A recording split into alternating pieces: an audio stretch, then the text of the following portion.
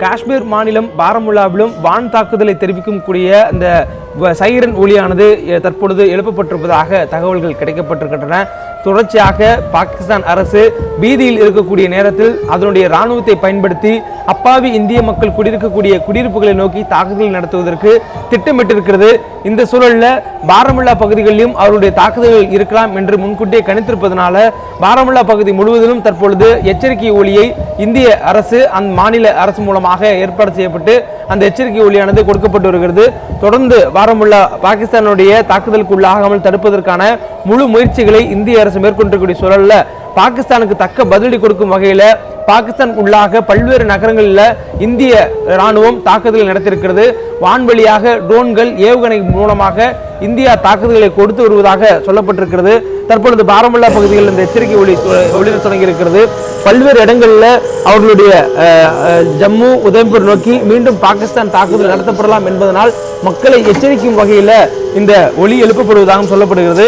இது வழக்கமான ஒலியை போன்று இல்லாத ஒரு சைரன் ஒலியாக இருக்கும். அதாவது வான்வெளிக்குள்ளாக எதிர்நாட்டினுடைய தாக்குதலுக்குரிய ஆயுதங்கள் ஏதேனும் வருகிற நேரத்தில் அதை மக்களுக்கு உணர்த்தும் வகையிலும் அதே நேரத்தில் எச்சரிக்கையாக இருக்க அவர்களுக்கு அறிவுறுத்தும் வகையிலும் இந்த வரையான எச்சரிக்கை ஒலி எச்சரிக்கை, அதாவது சைரன் ஒலிப்பது போன்ற அந்த எச்சரிக்கையானது கொடுக்கப்படும். அந்த எச்சரிக்கையின் மூலமாக மக்கள் தாங்கள் இருக்கக்கூடிய இடங்களில் பாதுகாப்பாக இருப்பதற்கும் அவருடைய வீடுகள் இல்லங்களில் இருக்கக்கூடிய அந்த விளக்கு வெளிச்சங்கள் உள்ளிட்டவைகளை அனைத்து அவர்கள் பாதுகாப்பாக இருப்பதற்கும் இந்த எச்சரிக்கை ஒலியானது கொடுக்கப்படும். இதன் மூலமாக குடியிருப்பு எது காட்டுப்பகுதி எது என்று தெரியாமல் குழம்பி அவருடைய தாக்குதல் என்பது மட்டுப்படுத்துவதற்கான ஒரு வாய்ப்பாக இருக்கும். அதே நேரத்தில் எதிரிகளுடைய அந்த ஆயுதங்கள் ஏந்திய ஏவுகணைகள் உள்ளிட்ட போர் விமானங்கள் ஏதேனும் வரக்கூடிய வாய்ப்புகள் இருந்தால் அதனை துல்லியமாக கண்டறிந்து அதனை தாக்குதலை முறியடிக்கக்கூடிய நிகழ்வை மேம்படுத்துவதற்கான வாய்ப்பும் அமையும். இந்த போன்று காஷ்மீரினுடைய நவ்சராவை நோக்கி வந்த 2 அந்த தாக்குதல்களை முறியடித்திருப்பதாக சொல்லப்பட்டிருக்கிறது. ஜம்முடைய உதம்பூர் நோக்கி மீண்டும் பாகிஸ்தான் தாக்குதல் நடத்தப்படலாம் என்பதனால இந்த உச்சபட்ச எச்சரிக்கை ஒலிகளை தற்பொழுது ஒலிக்க விட்டிருப்பதாகவும் தெரிவிக்கப்பட்டிருக்கிறது. மேலும் பல்வேறு இடங்களில் ஏற்கனவே மின் விநியோகங்கள் நிறுத்தப்பட்டிருக்கிறது.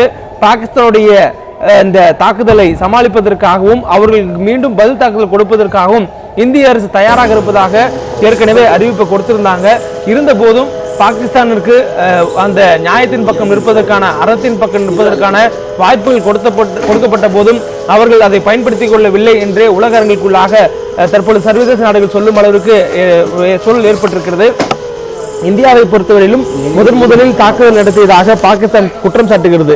ஆனால் இந்திய அரசு சொல்வது என்னவென்றால் இந்திய அரசு அமைதியான ஒரு வளர்ச்சியை நோக்கி நகரக்கூடிய ஒரு நாடாக செயல்பட்டிருக்கக்கூடிய நேரங்களில் ஜம்மு காஷ்மீர் மிகவும் அமைதியான ஒரு பள்ளத்தாக்கு பகுதிகளில் பாரமுல்லா போன்ற ஒரு பள்ளத்தாக்கு பகுதிகளில் அதுவும் பகல்காலம் போன்ற ஒரு சுற்றுலாத்தலமாக இருக்கக்கூடிய இடங்களில் சுற்றுலா பயணிகள் அப்பாவியான சுற்றுலா பயணிகளை பயங்கரவாதிகள் 26 பேர் சுட்டு வீழ்த்தியிருக்கிறார்கள். அந்த பயங்கரவாதிகளுடைய கூடாரமாகவும் அவர்களுக்கு ஆயுதங்கள் கொடுக்கவும் அவர்களுக்கு பயிற்சி வழங்குவதற்கான இடங்களை பாதுகாப்பாக ஏற்படுத்தி தருவதற்கும் ஒரு களம் அமைத்துக் கொடுப்பது என்றால் அது பாகிஸ்தான். அதற்கான எச்சரிக்கைகளும் ஏற்கனவே பாகிஸ்தானுக்கு கொடுக்கப்பட்ட போதும் கூட பாகிஸ்தான் தான் பயங்கரவாதத்திற்கு துணை போவதை நிறுத்திக் கொள்ளவில்லை. உதாரணத்திற்கு பாகிஸ்தானுடைய பாதுகாப்புத்துறை அமைச்சர் கவாஜா கூட ஒரு செய்தியாளர் சந்திப்பில் தெரிவித்திருந்தார்.